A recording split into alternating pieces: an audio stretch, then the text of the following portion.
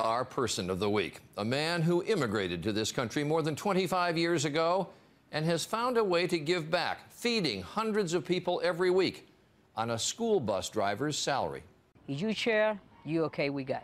If you share, Jorge Munoz knows sharing. In his tiny kitchen in Queens, New York, Jorge cooks more than 100 meals a day, every day, and gives them away, free, to people in need. Yesterday, there were 130, so we're going to try to make out today between 130, 140, it depends, because we're working around on the time. So we try to make like 120, 130. His stove has broken down twice, overuse. This one has no handle. He uses his sister's stove upstairs as well, and you can only imagine their gas bill. Jorge is not a missionary or a minister. He's a school bus driver who saw a need and stepped in to meet it. 5 years ago, he saw food being thrown out and asked if he could give it away instead. And then he started to cook and cook.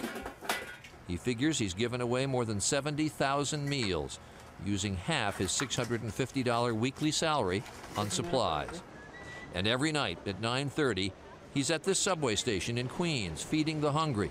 He's been here 7 nights a week for 5 years, except one. His truck got stuck in a snowstorm. Then 3 years ago, for a time, Jorge was out of work himself. I had no job for 1.5 months, and by the end of that time, I look back and I got enough food all those days out of job, and I pay all my bills on time. How?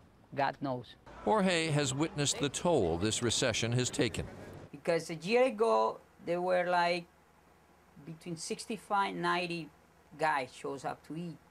And then suddenly in 2 months, it jumps to 130, sometimes 140. The economic go down.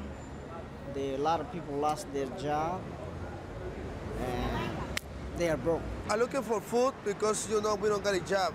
In response, Jorge formed his own nonprofit organization, and donations are now helping him enormously. The best way we get payback is that when seeing these guys smile, when they get in the line and I handle a meal,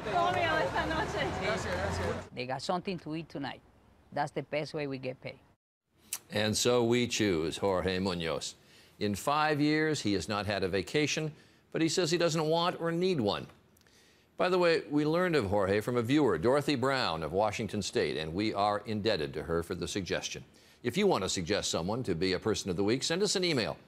Go to the World News page at abcnews.com, and you'll also find a link to Jorge's website there.